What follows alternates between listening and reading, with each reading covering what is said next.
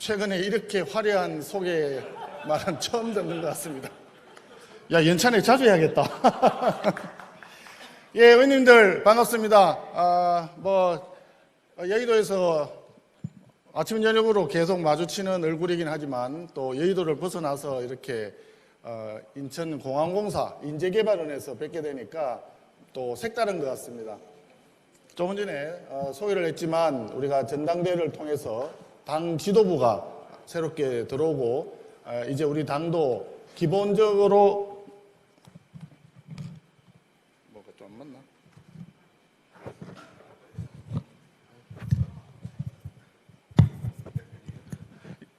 이제 잘 들립니까? 감사합니다. 우리 당이 기본 체제가 이제 갖춰지게 되었습니다. 지난 작년에 우리가 연찬회 할 때도 사실 분위기가 참 좋았는데 1년 지나고 오늘 연찬회를 하게 되니까 사실상 감회가 좀 새로운 것 같습니다. 그 사이에 굉장히 많은 변화가 있었고 우리에게는 또 고난과 역경의 시간도 지나갔고 나락으로 떨어지는 듯한 굉장히 큰 아픔을 가졌지만 이제 다시 우리가 비상할 수 있는 기본 시스템을 갖췄다. 전당대회를 거치면서 다시 한번 우리가 각오를 되새기는 기회가 되었다라고 생각합니다. 우리 이제 야당이잖아요. 여당도 아니고. 여당은 지금 요쪽 옆에 대표님 파라다이스 호텔이라고 뭐 거기서 한다 하는데 들어가서 한번 두들겨 보십시오. 그 1박에 정말 수십만 원 이상을 호가하는 50만 원 그거보다 더 한다고 하는 소문도 있고요. 그래서 우리가 이제 야당이 되었기 때문에 야당은 우리 스스로 살아남기 위해서 최대한 투쟁을 해야 된다고 저는 생각을 합니다. 그동안에 우리에게 있었던 온갖 고난들에 대해서 과거의 아픈 상처를 자꾸 덜 추워내가지고 거기에 여인할 것이 아니라 우리 스스로가 미래를 향해서 가자. 미래에 우리가 무엇을 해서 국민들로부터 신뢰를 다시 얻을 것인가 이런 고민들을 좀 해야 되겠다는 생각을 하고요. 야당은 야당으로서의 또 역할이 있습니다. 잘 아시다시피 집권 정부 여당이 하는 정책이나 입법이나 제도 설계 중에서 우리가 찬성할 거는 또 국민들과 국익에 보탬이 되는 거는 얼마든지 협조를 해야 되겠죠. 그러나 하는 걸 보니까 제대로 하는 게 없다 이런 이야기입니다. 그러면 그런 부분에 대해서 국민들의 목소리를 대변해서 우리가 따끔하게 이런 부분을 비판을 하고 또 적절한 대안을 제시하고 싸울 건 싸우고 이렇게 해야 되지 않겠습니까? 어저께 보셨잖아요. 아니, 부의장님 오십니다. 어저께 사실 국가인권위원회는 두 번째 지금 벌어지는 일인데 법에 분명히 우리 당에서 추천권을 가지도록 명시가 되어 있습니다. 법에 나와 있는 것을 자기들이 입맛에 맞지 않는 사람이라고 해가지고 다수당이 거부하고 비토를 하게 된다 그러면 기본적으로 법 자체를 자기들은 무시하겠다는 것이고 야당의 존재 자체를 부정한다는 이야기인데 이것을 우리가 어떻게 그냥 받아들일 수가 있겠습니까? 이렇기 때문에 우리는 이 부분에 대해서는 야당 존재 자체를 부정하는 것으로 간주하고 강력하게 투쟁을 해야 된다.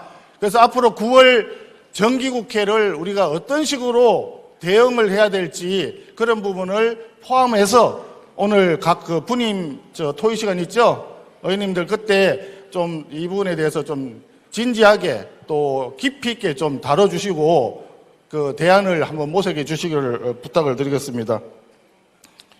그리고 또 이재명 대통령이 사상 초유의 대통령으로서 재판의 정인으로 지금 나올 수 있는 것 같습니다.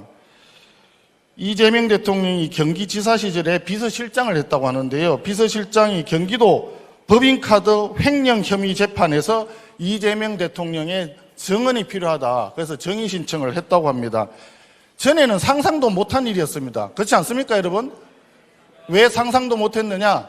그런 범죄 혐의가 있거나 범죄 전과가 있는 사람은 대통령 나올 생각도 안 했습니다. 대통령은 그냥 하급 공무원도 그렇게 하지 않는데 그런 사람이 대통령이 되겠다고 나와가지고 대통령이 되고 하다 보니까 범죄자 대통령의 범죄자 국무총리의 온갖 장관들 후보자들은 보니까 전부 투기에다가 갑질에다가 뭐 온갖 표절에다가 음주운전에다가 지금 심각한 상황 아니겠습니까? 이런 부분에 대해서 앞으로 우리가 철저하게 짚어나가야 된다 생각을 하고 교육부 장관과 또 여가부 장관 인청이 다음 주에 있죠. 이 인청을 포함을 해서 우리가 어떻게 대여 투쟁을 할 것인지를 의원님들 좀 깊이 있게 좀 논의를 좀 해주시기 바랍니다. 지금 여기 굉장히 많은 이야기들을 써놨습니다. 현재 벌어지고 있는 일들은 민노총, 전교조, 그 다음에 민변, 친문, 조국당 이런 사람들이 대선 때 기여했던 부분에 대한 청구서를 내미니까 거기에 맞춰서 지금 다 진행을 하고 있는데 노란봉투법 하나만 보더라도 이게 얼마나 악법인가 하는 것은 이미 입증이 되었다고 생각을 합니다. 네이버 출신 장관 지금 두 사람 나왔죠. 이 정권의 핵심적인 가장 측근에서 네이버 출신들이 장관 두 자리까지 나왔는데 네이버의 손자 회사에서 원청 기업을 상대로 해가지고 지금 쟁송을 하겠다고 합니다. 정말 아이러니 아니겠습니까? 그러니까 노란봉투법이 시행이 되면 기업들 쟁의 때문에 1년 365일 노조하고 협상하고 쟁의하느라고 아무런 의사결정도 제대로 못할 것이다. 이미 우리가 수차례 예고를 했고 기업들은 국내에 투자하기보다는 해외로 철수할 것이다. 기업들이 투자 안 하고 철수하면 국내에 일자리 없어지니까 제일 먼저 희생당하는 게 누구냐? 청년층 아닙니까? 새로 일자리 들어오려고 하는 친구들을 다 일자리 없게 되니까 그런 부분을 이미 다 지적을 했는데도 불구하고 자기들 마음대로 강행을 하더니 결국은 지금 사달이 나가지고 현대자동차도 문제죠. 하나오션도 문제죠. 군산의 GM 같은 경우는 이미 철수하겠다고 공공연히 지금 얘기를 하고 있고 이런 부분에 대해서 우리가 강력하게 투쟁을 해야 되겠다라고 생각을 합니다. 여러분, 의원님들께 좋은 말씀 많이 드려야 되는데 오늘 오랜만에 이쪽에 나왔는데 허심탄회하게 우리가 오늘 준비한 강의도 듣고 특강을 듣고 또 우리 스스로 공부도 좀 하고 토론도 하면서 진지하게 우리의 미래를 좀 고민했으면 좋겠습니다. 오늘 깨어있다, 고민하다, 해결하다. 오늘 주제가 이렇게 돼 있는데 국민들은 지금 다 깨어있다고 생각을 합니다. 국민들이 다 알고 계신다고 저는 믿고 우리가 야당으로서 조금 더 고민해가지고 국민과 함께 간다면 이 문제들을 다 해결할 수 있다 이렇게 생각을 합니다. 다들 화이팅 해주시고 함께 하나로 똘똘 뭉쳐서 집권여당의 일당 독재, 입법 폭주에 대해서 맞서 싸울 수 있도록 다들 각오를 좀 단디 좀 해주시면 고맙겠습니다. 감사합니다.